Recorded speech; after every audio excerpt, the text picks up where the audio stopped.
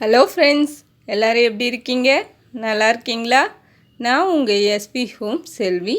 இந்த வீடியோவில் 9 புள்ளியில் ஒரு அழகிய பறவை கோலம் எப்படி சுலபமாக வரைகிறதுன்னு காமிச்சிருக்கேன். நம்ம சேனலை இன்னும் சப்ஸ்கிரைப் பண்ணாதவங்க சப்ஸ்கிரைப் பண்ணி பக்கத்தில் இருக்கிற பெல் பட்டனை அழுத்துங்க.